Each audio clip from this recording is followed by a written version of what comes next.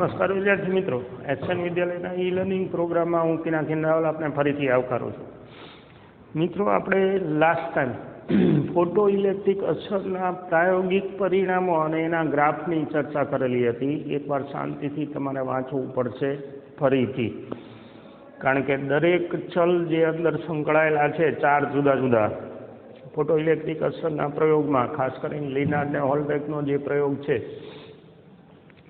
એમાં અપાયેલા વોલ્ટેજ, ટ્યુબને અપાયેલા વોલ્ટેજ, પછી આપાતની તીવ્રતા, આપાત વિકિરણ છે એની આવૃત્તિ અને ઉત્સર્જાતા ઇલેક્ટ્રોન જે છે એની સંખ્યા એટલે કે પ્રવાહ, એમની વચ્ચેના સંબંધ જુદી જુદી રીતે આપણે પ્રાયોગિક અવલોકનો કલેક્ટ કરેલા છે. હવે એનું નિદાન આજે આપણે કરવાનું છે.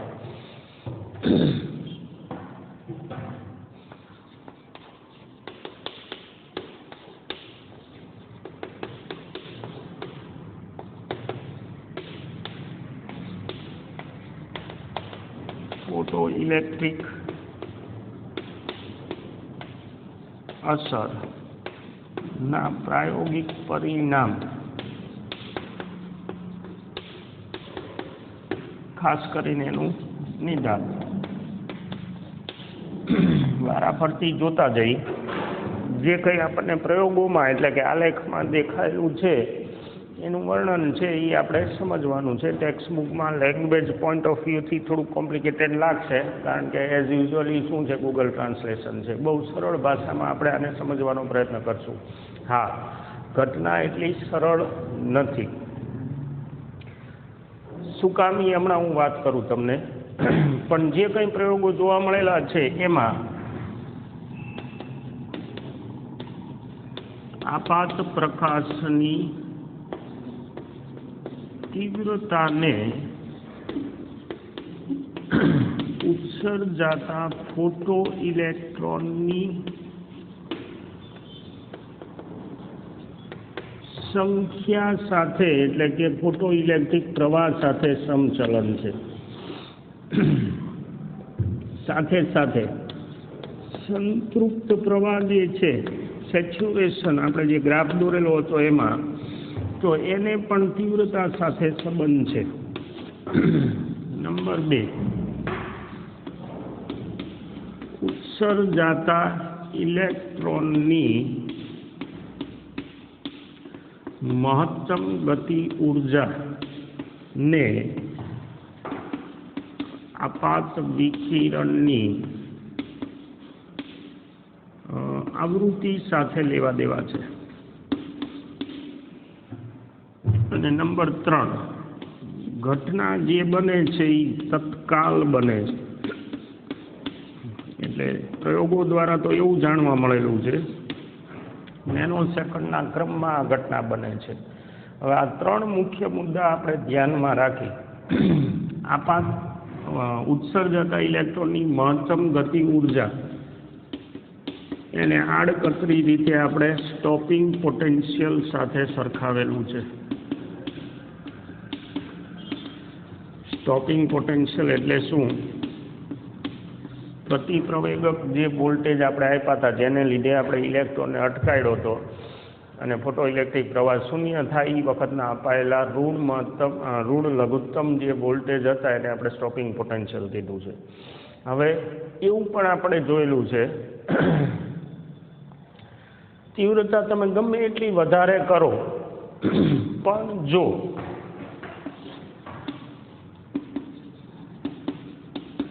આપાત વિકિરણની આવૃત્તિ,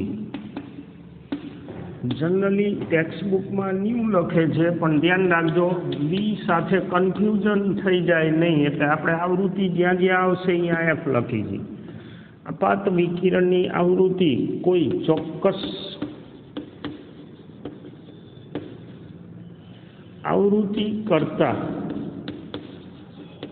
ઓછી હોય તો તીવ્રતા ગમે તેટલી વધુ હોવા છતાં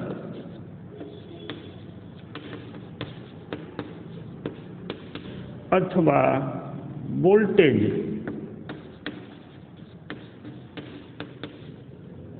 ગમે તેટલા વધુ હોવા છતાં ઉત્સર્જન જોવા મળતું નથી.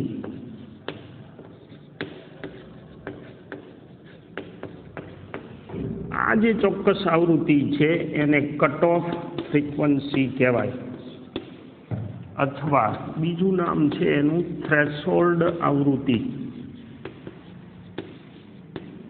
F0. ટેક્સ્ટ બુકમાં μ0 લખે છે, μ0, પણ આપણે F લખશું.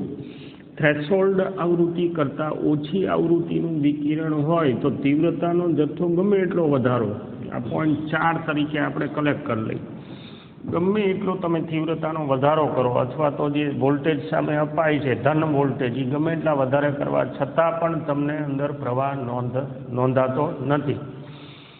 હવે આ જે છે એ રિઝલ્ટ થયા, એનું નિદાન શું? ફોટો ઇલેક્ટ્રિક અસર અલ્ટિમેટલી આપણને શું કહેવા માગે છે?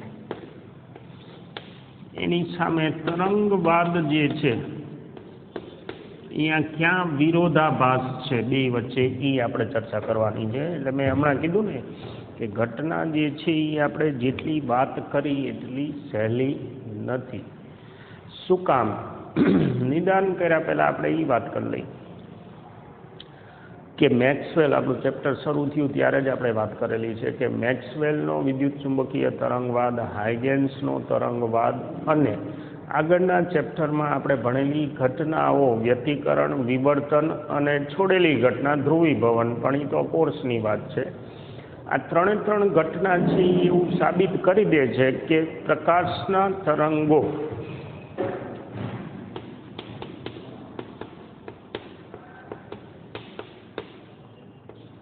વિદ્યુત ચુંબકીય તરંગ છે. એટલે કે પ્રકાશ પોતે વિદ્યુત ચુંબકીય તરંગ છે, આ સાબિત થઈ ગયું આગળના ચેપ્ટરમાં. કઈ ઘટના? વ્યતિકરણ, વિવર્તન એઝ વેલ ધ્રુવીભવન, આ ત્રણેય વડે આ સાબિત થઈ ગયેલું છે કે પ્રકાશ પોતે વિદ્યુત ચુંબકીય તરંગ છે. હવે જો પ્રકાશ, આ બેને આપણે સાંકળીએ અત્યારે કે જો પ્રકાશ તરંગ હોય તો ધાતુ પર જ્યારે આપાત થાય ત્યારે બધા જ કણો દ્વારા તેનું સતત શોષણ થાય. મુદ્દો જરાક વધારે સ્પષ્ટ કરી. ધારો કે ધાતુ ઉપર 10 જૂલ ઉર્જા પડે છે અને એ જે સપાટી છે એ સપાટી પાસેના કણો, એ કણો ધારો કે 100 જેટલા છે તો એ 100 જણ વચ્ચે 10 જૂલ ઉર્જા પહેલાં તો વહેંચાય, બધા જ એનું શોષણ કરે. પછી જેમ જેમ ઉર્જા પડતી જાય એમ એમ બધા જ કણો જે છે એ ઉર્જાનું શોષણ કરતા જાય. હવે એ ઉર્જાનું શોષણ કરે તો શું થાય? કંપ વિસ્તાર વધે. જે કણ છે ને ધાતુના કણ, એનો કંપ વિસ્તાર વધે. હવે ઈ કંપ વિસ્તાર વધતા વધતા ધાતુના કણોનો કંપ વિસ્તાર એટલે એમની પોતાની ગતિ ઉર્જા. હવે ઈ કંપ વિસ્તાર જ્યારે વધે, પર્ટિક્યુલરલી આપણે ઇલેક્ટ્રોનની જો વાત કરી તો એમનું કંપન જે છે એ વધે, મતલબ કે એમની ગતિ ઉર્જા વધે. હવે ઈ વધતા વધતા કોઈ ચોક્કસ મૂલ્ય પર પહોંચે ત્યારે જો એને બંધનમાંથી મુક્ત કરવા જેટલી ઉર્જા જે છે એ મળે તો એ ધાતુમાંથી બહાર ખેંચાય. આ તરંગ પ્રકૃતિને અનુરૂપ વાત થઈ. તરંગ પ્રમાણે આવું થવું જોઈએ. પ્રકાશ તરંગ ધારો કે હોય તો ઉર્જા પડે જે બધા જ કણો વહેંચી લે, વળી ઉર્જા પડે બધા જ કણો વહેંચી લે. હવે એમ કલેક્ટ કરતા જ્યારે ઇલેક્ટ્રોનને પોતાના બંધનમાંથી મુક્ત થવા જેટલી ઉર્જા મળે ત્યારે એ ધાતુમાંથી ઉત્સર્જાઈને બહાર આવે. મતલબ કે તરંગવાદ અનુસાર ઘટના જે છે એ ટાઈમ કન્ઝ્યુમિંગ હોવી જોઈએ, સમય જે છે એ એમાં ઉર્જા ધીમે ધીમે ભેગી થાય ને. આ કોના જેવું છે? એક એક્ઝામ્પલ આપું, તમને આઈડિયા આવી જશે કે ભાઈ તમે કોઈ એક ધાતુનું વાસણ છે એ તડકે મૂકો તો મૂકા ભેગું ગરમ થાય ના, ધીમે ધીમે ગરમ થાય, થોડીક વાર પછી વધુ ગરમ થાય, થોડીક વાર પછી વધુ ગરમ થાય, એ રીતે ઉર્જા ભેગી થાય. અને હવે ઇલેક્ટ્રોનને છૂટવા જેટલી ઉર્જા છે એ જો મળી રહે તો એ ઉત્સર્જન કરે, તો એમાં ટાઈમ તો લાગે ને. જ્યારે આ ઘટના છે એ કેવી છે? તત્કાલ છે.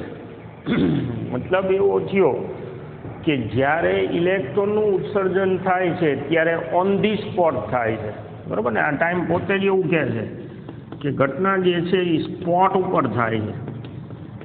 ક્યારે? તો કે જો આપાત વિકિરણની આવૃત્તિ પૂરતી હોય તો સ્પોટ ઉપર ઉર્જાનું ઉત્સર્જન, ઇલેક્ટ્રોનનું ઉત્સર્જન થાય છે. તો હવે અહીંયા એક વિરોધાભાસ આવ્યો કે આમાં ટાઈમ જે છે એ ખવાતો નથી. બીજું, તરંગવાદ પ્રમાણે તીવ્રતા જે છે એને કંપ વિસ્તારના વર્ગ હારે લેવા દેવા છે.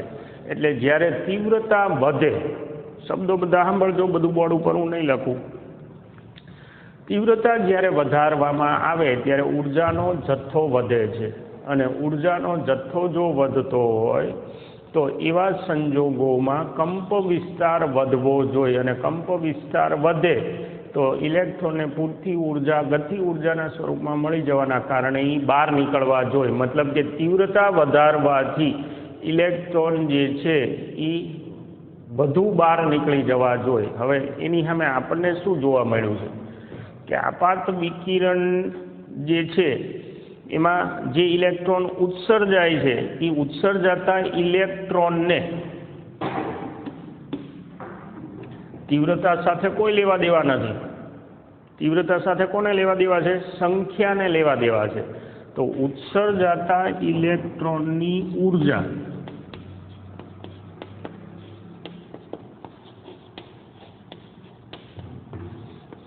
એને ઉત્સર્જાતા ઇલેક્ટ્રોનની ઉર્જાને, એ ઉર્જા એટલે કોણ? EV0. એને તીવ્રતા સાથે કોઈ સંબંધ નથી. સંબંધ છે કોની સાથે? F સાથે. તરંગવાદ પ્રમાણે વધુ તીવ્રતાવાળો પ્રકાશ વધુ ઉર્જાવાળો કહેવાય, અને વધુ ઉર્જા જ્યારે ઇલેક્ટ્રોનને મળે ત્યારે વધુ ઉર્જા સાથે એ બહાર આવવો જોઈએ, પણ એવું જોવા નથી મળ્યું. તીવ્રતા વધારવાથી, ગ્રાફ જોજો, તીવ્રતા વધારવાથી મતલબ I1 માંથી I2 ગ્રેટર દેન તીવ્રતા કરી, એનાથી વધારે તીવ્રતા I3 કરી આપણે, તો એવા સંજોગોમાં ઉત્સર્જન જે છે એ જો નહોતું થતું તો નથી જ થતું. એટલે દરેક વખતે ઉત્સર્જનનો સ્ટાર્ટિંગ પોઈન્ટ જે છે એ એક જ જગ્યાએથી રહે છે. આ રીતે આપણે વાત કરી. તીવ્રતા વધારવાથી કંઈ ફેર નથી પડ્યો. જુઓ, ફેર પડ્યો છે ક્યાં? સંખ્યામાં. એટલે ઇલેક્ટ્રોન ઝાઝી ઉર્જા સાથે નહીં પણ વધુ ઇલેક્ટ્રોન બહાર નીકળ્યા છે. તરંગવાદ સાથે આ વિરોધાભાસ થયો. આ કોના જેવું છે? સિમ્પલ એક્ઝામ્પલ તમને આપું. કેરમ બોર્ડ તમે રમતા હોય, સ્ટ્રાઇકરથી તમે કૂકરાને મારો છો. કૂકરાને ખસેડવા માટે તમે પૂરતી ઉર્જા આપી. કૂકરું એટલે ઇલેક્ટ્રોન સમજી લો, સ્ટ્રાઇકર એટલે આપાત ઉર્જા સમજી લો. હવે તમે માની લો કે સ્ટ્રાઇકરથી જોરથી કૂકરાને મારશો તો શું થાય? સામે જે કૂકરી છે એ વધુ ઉર્જા સાથે ફેંકાવી જોઈએ ને. જ્યારે આ શું કહે છે કે સામેની કૂકરી એટલે કે ઇલેક્ટ્રોન જ્યારે વધુ ઉર્જા આપાત થાય, વધુ ઉર્જા એટલે તીવ્રતા, ત્યારે વધુ ઉર્જા સાથે નહીં પણ ઝાઝી કૂકરીઓ થઈને નીકળે. એવું થયું ને. તમે પહેલાં કોઈ ચોક્કસ તીવ્રતા સાથે ઉત્સર્જન કરાવડાવ્યું, હવે તમે તીવ્રતા જ્યારે વધારી ત્યારે એ વખતે થયું છે શું? તો કે સંખ્યા વધી છે. મતલબ ઉત્સર્જાતો ઇલેક્ટ્રોન ઝાઝી ઉર્જા લઈને નથી નીકળો, એ તો એટલી જ ઉર્જા લઈને નીકળો છે. કારણ કે એ આપણે ચર્ચા કરી લીધી, સ્ટોપિંગ પોટેન્શિયલ છે એ આડકતરી રીતે ઉત્સર્જાતા ઇલેક્ટ્રોનની ઉર્જાનું માપ છે. તો હવે આ વિરોધાભાસ થયો. એવું કરી જ બને. તમે પોતે વિચારો કે સ્ટ્રાઇકરથી તમે કૂકરાને જોરથી મારો તો એક કૂકરાના, બે કૂકરાને, 5 કૂકરાને, 10 કૂકરાને એવું થોડું થઈ જાય. એટલે આ ઘટના જે રિઝલ્ટ મળે છે એના કારણે જબરજસ્ત વિરોધાભાસ ધરાવે છે તરંગવાદ સાથે. એટલે તરંગવાદ અનુસાર આ ઘટના મગજમાં બેસતી નથી. બીજું, તરંગની કોઈ પણ સમજૂતી લો, એના સમીકરણો લો, એના સૂત્રો લો, તો ઉર્જાને ક્યાંય પણ આવૃત્તિ સાથે સંબંધ હોય એવું એમાં તરંગવાદમાં ક્યાંય નથી. ઉર્જાને આવૃત્તિ સાથે સંબંધ હોય એવું તરંગવાદમાં નથી. જ્યારે અહીંયા દેખાય છે, જો ઉત્સર્જાતા ઇલેક્ટ્રોનની ગતિ ઉર્જા જે છે, એટલે કે સ્ટોપિંગ પોટેન્શિયલ, એને આવૃત્તિ સાથે લેવા દેવા છે. આવૃત્તિ વધારો ત્યારે ગ્રાફ આપણને આ મળ્યો હતો. જુદી જુદી આવૃત્તિ વધારતા જાઓ, F1, F2, F3, ત્યારે સ્ટોપિંગ પોટેન્શિયલ વધ્યા, મતલબ ઇલેક્ટ્રોન વધુ ઉર્જા સાથે બહાર નીકળો. એટલે અહીંયા વિરોધાભાસ છે. એટલે જેટલા રિઝલ્ટ આમાં દેખાય છે એ તરંગવાદ સાથે મેચ થતા નથી. તો હવે શું આ ઘટનામાં ફોટોઇલેક્ટ્રિક અસરમાં એવું શું થાય છે કે જે તરંગ પ્રકૃતિને માફક નથી આવતું? હવે આની સમજૂતી જે છે એ આઇન્સ્ટાઈને આપેલી છે ફોટો ઇલેક્ટ્રિક અસરની. શું છે એ આપણે જોઈએ.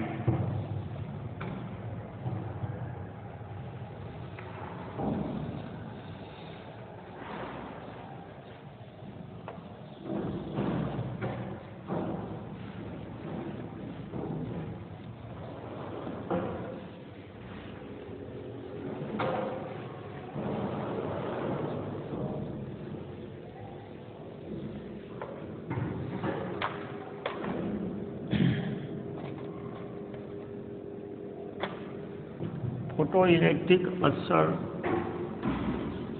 આઇન્સ્ટાઈનની સમજૂતી. હવે સ્વાભાવિક છે કે આને પગે લાગવું જ પડે આપણે, બરાબર ને?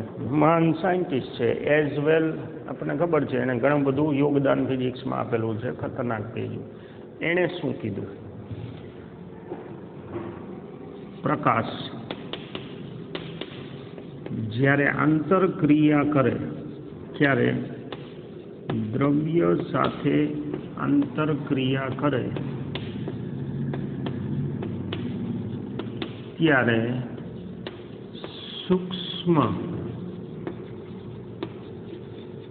ક્વોન્ટા એટલે કે જથ્થા અથવા તો પેકેટમાં ફેરવાય છે.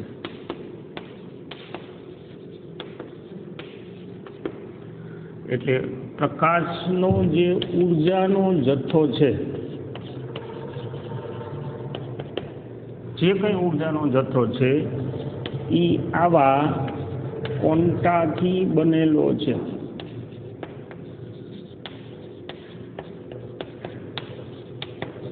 અને દરેક ક્વોન્ટા, દરેક જે જથ્થો છે સૂક્ષ્મ, એ જથ્થો છે એ આટલો હોય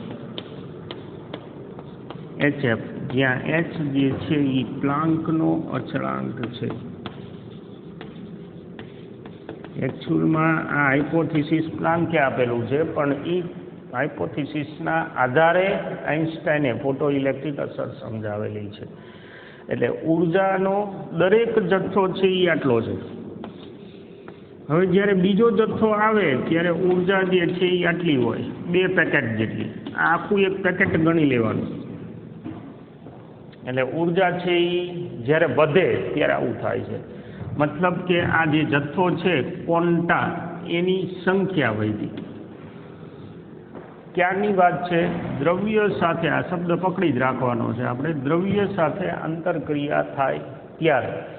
તો હવે વિચારો કે જો આ ક્વોન્ટા ગ્રેટર દેન φ0 એટલે કે વર્ક ફંક્શન હોય, એક જ જથ્થો એક ઇલેક્ટ્રોનને મુક્ત થવા માટેની લઘુત્તમ ઉર્જા જેટલો હોય, તો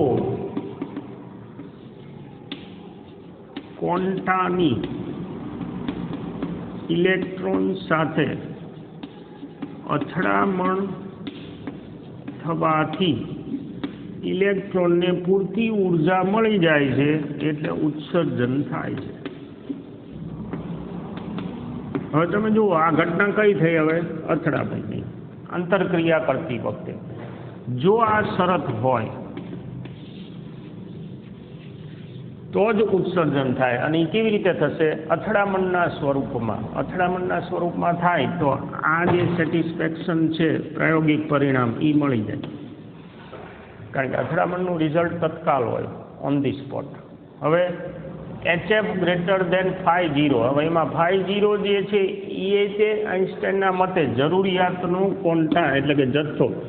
એને આપણે આવી રીતે લખી શકીએ HF0 એટલે કે જો F ગ્રેટર દેન F0 હોય તો અને તો જ ઉત્સર્જન થાય. જે આપણું પ્રાયોગિક પરિણામ હતું કે અમુક ચોક્કસ આવૃત્તિ, જેને કટ ઓફ અથવા થ્રેશોલ્ડ આવૃત્તિ કીધું છે, એથી નીચી આવૃત્તિનું વિકિરણ ગમે તેટલી વધુ તીવ્રતાવાળું હોવા છતાં પણ ઉત્સર્જન નથી થતું. એની સામે જો F ગ્રેટર દેન હોય, મતલબ આપાત વિકિરણમાં જે આવૃત્તિ છે એ આવૃત્તિ જો F0 એટલે કે થ્રેશોલ્ડ કરતાં વધુ હોય તો એવા સંજોગોમાં, થ્રેશોલ્ડ કરતાં જો વધુ હોય તો એવા સંજોગોમાં ગમે તેટલી તીવ્રતા ઓછી હોવા છતાંય તત્કાલ ઉત્સર્જન થાય. હવે આ જે સમજૂતી છે એના કારણે જેટલા પ્રાયોગિક પરિણામ છે એ બધા જ આપણને અંદર સમજાય એવી પરિસ્થિતિ ઊભી થઈ જાય. શું કામ? તો કે કે મેક્સિમમ ઉત્સર્જાતા ઇલેક્ટ્રોનની ઉર્જાને કોની સાથે લેવા દેવા છે? જો હવે આપાત ઉર્જા, આ આપાત ઉર્જા એમાંથી વર્ક ફંક્શન જેટલી ઉર્જા ખર્ચી અને વધેલી ઉર્જા સાથે આ બહાર નીકળ્યું, એની સામે આપણે EV0 મૂકી દઈએ. એટલે હવે તમારા ગ્રાફ સાથે આ મેચ થઈ જશે. જુઓ તમે, જ્યારે તમે આવૃત્તિ વધારો છો ત્યારે આ જથ્થો વધે છે, અને જથ્થો વધે છે તો આ ડિફરન્સ વધશે, અને ડિફરન્સ વધશે તો અમે સ્ટોપિંગ પોટેન્શિયલ વધશે. જે આપણું પ્રાયોગિક પરિણામ હતું એની સાથે મેચ થઈ ગયું. આ આઇન્સ્ટાઈનનું સમીકરણ થયું. એમાંથી V0 is equal to stopping potential is equal to HF/E minus φ0/E. આવું તમે લખી શકો. જો આ y is equal to mx plus c પ્રકાર છે, મતલબ કે સ્ટોપિંગ પોટેન્શિયલ અને આવૃત્તિનો જે આલેખ આપણને મળ્યો છે સુરેખ, એની આ સમજૂતી થઈ. હવે પ્રશ્ન બાકી એ રહે છે કે તીવ્રતા જે છે એના કારણે પ્રવાહ કઈ રીતે વધ્યો? તો તીવ્રતા વૈધી છે આપાત પ્રકાશની, એટલે ઉર્જા વૈધી મતલબ જથ્થો વૈધો. એટલે એક ક્વોન્ટા તો એમનેમ છે, પણ ઉર્જા વૈધી એનો અર્થ થયો n વૈધો. અને n જો વૈધો હોય તો હવે તીવ્રતાની વ્યાખ્યા લખીએ આપણે. I ઇઝ ઇક્વલ ટુ ઉર્જા છેદમાં ક્ષેત્રફળ સમય. એટલે એમાં ઉર્જાનો જથ્થો વૈધો છે, એમાં અહીંયા કોઈ ચેન્જ નથી આવતો. એ ક્વોન્ટા એમનેમ જ રહે છે, એ પડીકું એમનેમ જ રહે છે, પણ સંખ્યા વધે છે. એટલે હવે તમે જુઓ કે આ સંખ્યા વૈધી મતલબ સ્ટ્રાઇકર વૈધા. સ્ટ્રાઇકર ઝાઝા છે તો ઝાઝા કુકરા ઉડશે, બહુ સીધી વસ્તુ થઈ ગઈ. મતલબ તીવ્રતાનો સંખ્યા સાથેનો સંબંધ, આ જે ક્વોન્ટા છે ને પેકેટ, એ ઝાઝા વૈધા. હવે એ ઝાઝા છે તો એનો મતલબ શું થયો કે ઝાઝા ઇલેક્ટ્રોન ઉપર આ પડશે, ઝાઝા ઇલેક્ટ્રોન ઉપર પડશે તો ઝાઝા ઇલેક્ટ્રોન બહાર આવશે. એટલે બીજો મુદ્દો જે છે એ સમજૂતીમાં મળી જાય આપણને. પણ આ ખ્યાલની ચર્ચા થઈ, દ્રવ્ય સાથે આંતરક્રિયા થાય ત્યારે પ્રસરણ થતું હોય ત્યારે પાછું હાઇગેન્સ જે છે એ જ સાચો છે, મેક્સવેલ જે છે એ જ સાચો છે. જ્યારે પ્રસરણ થતું હોય મતલબ પ્રકાશના તરંગો એક જગ્યાએ બીજી જગ્યાએ માધ્યમમાં ગતિ કરતા હોય ત્યારની વસ્તુ અલગ. અને આ ક્યારની તો કે દ્રવ્ય ઉપર જ્યારે ઉર્જા પડે ત્યારે નાના પેકેટના સ્વરૂપમાં પડે છે. આઇન્સ્ટાઈને એના માટે નોબેલ પ્રાઇઝ પણ મળેલું છે, અને એના પ્રેક્ટિકલ પ્રૂફે આપણને મળી ગયા છે, જે ટેક્સ્ટ બુકમાં તમે વાંચી શકો છો. અને હવે આ સાંભળી લીધા પછી એકવાર તમે ટેક્સ્ટ બુક વાંચશો એટલે ઘટના શું કહેવા માંગે છે એ કમ્પ્લીટ સમજાઈ જાય. વધુ ચર્ચા આગળ કરશું. અલ્પવિરામ કરીએ. Thank you.